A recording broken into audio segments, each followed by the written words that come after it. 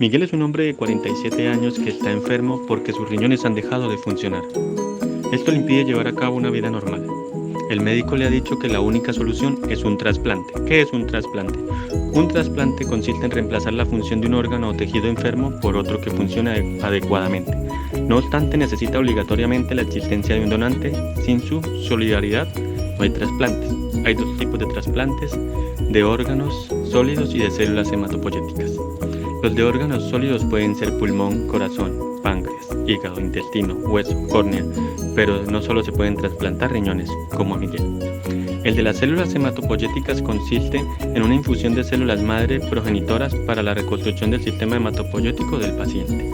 El trasplante de células madre puede ser autólogo, utilizando las células del paciente, o halogénico, utilizando las células de un donante. Las células madres pueden ser obtenidas de médula ósea, sangre periférica y cordón umbilical.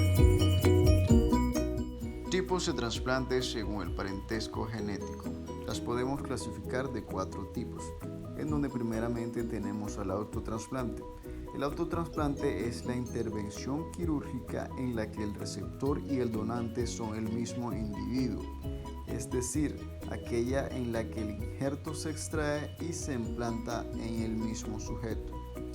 La gran ventaja de este tipo de trasplantes es que no hay rechazo. A su vez, este tipo de trasplante la podemos subclasificar en 3 tipos. Tenemos al ortotópico, al heterotópico y el paratópico. Tejidos y órganos usados. Se pueden utilizar diferentes órganos y tejidos como lo son los dientes, piel, huesos, vasos sanguíneos, células madres o médula ósea. Isotrasplante. El isotrasplante consiste en el que el donante y el receptor son individuos distintos pero genéticamente idénticos, como lo son en el caso de los gemelos univitelinos. La gran ventaja de este tipo de trasplantes es que no hay casi riesgo de rechazo. Al igual que el anterior trasplante, se puede utilizar con todos los órganos y tejidos trasplantables, como lo son hueso, células madres, dientes, piel y vasos sanguíneos.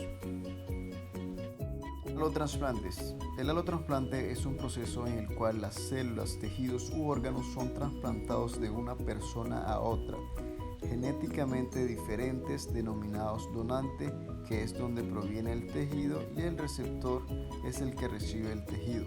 La gran ventaja de este tipo de trasplantes es que puede haber un rechazo.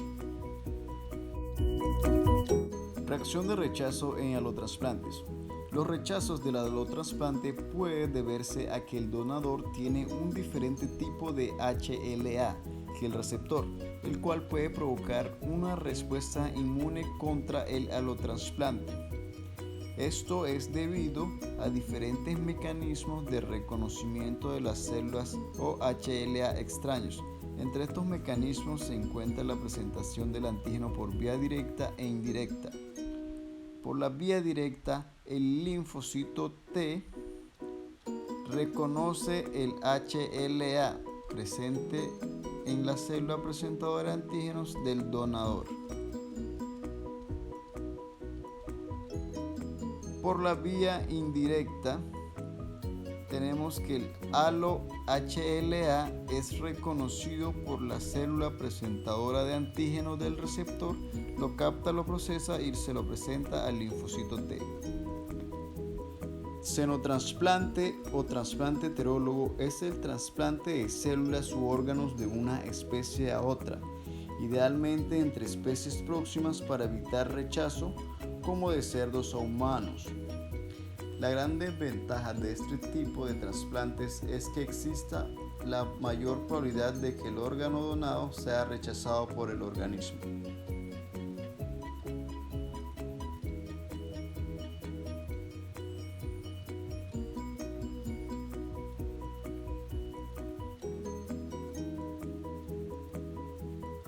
Cuando trasplantamos un órgano, se puede presentar de 3 tipos de rechazo. Uno de ellos es el rechazo hiperagudo.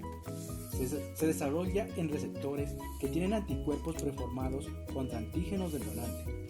Estos anticuerpos pueden desarrollarse por transfusiones previas, trasplantes anteriores o embarazos. Los anticuerpos reaccionan contra antígenos endoteliales y desencadenan severas lesiones vasculares, oclusión del vaso y principalmente capilares. El rechazo se genera en minutos o horas. También se activa el complemento y puede haber lesión endotelial, inflamación y trombocitosis. Ahora hablaremos del rechazo agudo. Lo que prima es el aloreconocimiento directo, donde cuando se trasplanta cualquier órgano también se trasplantan diferentes células. Entre estas están las células dendríticas. Estas células dendríticas provenientes del donante salen del injerto vía linfática, va a los ganglios linfáticos periféricos y ahí se presenta el antígeno de la célula dendrítica que en la superficie expresa el complejo mayor de histocompatibilidad clase 1. Ahí es donde se va a activar los linfocitos CD8 y se convierten en células citotóxicas y después migran hacia la zona del órgano trasplantado e inducen apoptosis de manera directa. El rechazo se presenta de 1 semana a 3 meses. Cuando se activan los CD4 y los CD8, también activan macrófagos a los anticuerpos y esto causa que produzca que haya una endotelitis, daño endotelial y destrucción de las células parenquimatosas, asociados al desarrollo de una reacción inflamatoria inducida por los linfocitos CD4 y CD8. Ahora hablaremos del rechazo crónico. El aloreconocimiento es indirecto. La célula presentadora del antígeno es propia del receptor y lo que hace es incorporar antígenos provenientes del injerto que andan dando vuelta en circulación. Por fagocitosis, endocitosis, los digieren y los presentan a partir de las moléculas del complejo mayor de histocompatibilidad clase 2. Estos activan los linfocitos CD4 y al activarse estos linfocitos también producen citoquinas que activan a macrófagos para fagocitar y también las citoquinas activan a linfocitos B que producen anticuerpos y también pueden activar a los linfocitos T citotóxicos. El rechazo se presenta luego de 3 meses a 1 año post-trasplante. Se liberan factores probióticos, anticuerpos y macrófagos y esto produce endotelitis, daño endotelial y contribuye a la pérdida de la función del órgano. Existen muchos marcadores que hacen únicas a las células de una persona. Aquí tenemos a los HLA, antígenos leucocitarios humanos. Es importante una alta compatibilidad HLA para reducir el riesgo de complicaciones después del trasplante y además de eso ayuda a tratar la enfermedad. Al tener una alta compatibilidad HLA, ayuda y favorece a la activación de las células formadoras de sangre sana del donante. Se debe tener en cuenta que los marcadores HLA se heredan a los hijos, lo que aumenta la probabilidad de que su familia directa sea compatible. Para escoger a un donante, se analiza la compatibilidad HLA con el paciente, la cual debe estar en un rango de 8 a 10 marcadores. Pero a veces los pacientes reciben células formadoras de sangre sana, de sangre de cordón. En ese caso, los médicos solo buscan una compatibilidad de 4 a 5. La terapia inmunosupresora es un grupo de medicamentos administrados para regular la respuesta inmunológica y así evitar el rechazo del órgano trasplantado. En la actualidad, el tratamiento inmunosupresor tiene 2 aplicaciones principales: prevenir el rechazo agudo crónico y la otra es el tratamiento del rechazo agudo. Con las nuevas pautas de tratamiento inmunosupresor se ha reducido de forma muy notable la gravedad y la cantidad de rechazo agudo, logrando así aumentar la supervivencia de los órganos trasplantados. Tipos de terapia inmunosupresora. Terapia de prevención. Consiste en la reducción de la incidencia y la frecuencia del rechazo. Los agentes inmunosupresores profilácticos se administran en el periodo inmediatamente posterior y de forma crónica para el mantenimiento. Los agentes preventivos con actividad demostrada para la prevención del rechazo agudo son micofenolato mofetil, ciclosporina, tacrolimus, aziotoprina y corticoides.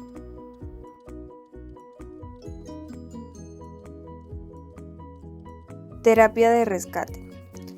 Consiste en el tratamiento de un episodio de rechazo agudo mediante la administración de fármacos con eficacia demostrada en rescate. Este tipo de terapia consiste en la adición de una de estas drogas a un régimen inmunosupresor de prevención del rechazo hasta que se produzca la resolución del episodio de rechazo agudo. La terapia de rescate de primera línea consiste normalmente en la administración de un corticoide por vía venosa, mientras que los agentes de segunda línea incluyen anticuerpos policlonales, como la globulina antilinfocitaria ALG o la globulina antitimocítica y el anticuerpo monoclonal de origen murino Muromonat CD3. Algunos de los fármacos inmunosupresores utilizados en la prevención del rechazo agudo son también eficaces en el tratamiento del rechazo agudo, como por ejemplo tacrolimus y micofenolato mofetil. Terapia de combinación. En la mayoría de las unidades de trasplante se utilizan combinaciones de agentes inmunosupresores indicados en la prevención del rechazo agudo acompañado o no de un agente de inducción. La terapia de combinación permite administrar dosis más bajas de cada agente, por lo que se minimizan los efectos secundarios y toxicidades, a la vez que el efecto inmunosupresor puede ser aditivo. La terapia inicial consiste normalmente en la administración de ciclosporina en combinación con micofenolato mofetil o aziotoprina y corticoides, conocida como la terapia triple. La terapia cuádruple incluye una terapia de inducción con anticuerpos como ALG o ATG. La principal contraindicación de la terapia inmunosupresora es una reacción alérgica al fármaco en cuestión. Los principales efectos adversos a los que contribuye el tratamiento crónico inmunosupresor son infecciones oportunistas debido a la susceptibilidad del paciente por la ingesta de los inmunosupresores. Esto es producto de tener su sistema inmunológico menos reactivo, con una disminución de sus defensas, por lo que el sistema no responde de igual manera ante el agente externo, permitiendo pasar por alto virus, bacterias y parásitos que en condiciones normales el sistema inmunológico atacaría. ¿Debe mantenerse siempre el mismo tratamiento inmunosupresor y a la misma dosis siempre? No, el tratamiento inmunosupresor puede modificarse disminuyendo la dosis durante el primer año de forma progresiva, retirando algún fármaco o sustituyendo uno por otro en función del comportamiento del órgano trasplantado.